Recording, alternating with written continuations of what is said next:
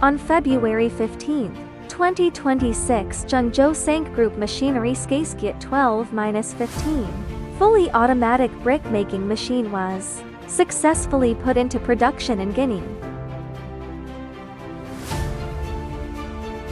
Capacity up to 2,000 blocks per hour. With professional guidance from our engineer Mr. Hao Shiji, stable production was achieved in only 20 days. Local engineers can operate independent line now. The production line runs smoothly, stably and efficiently. Flexible mold changing supports hollow blocks, solid bricks and various sizes. The machine is highly popular locally for uniform size, high strength and stable quality.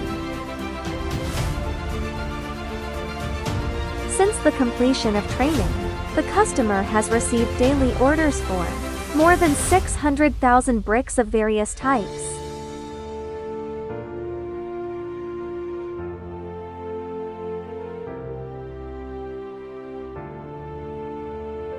Zhengzhou Sank Group Factory is committed to creating a regional benchmark project and promoting the upgrading of the building materials industry.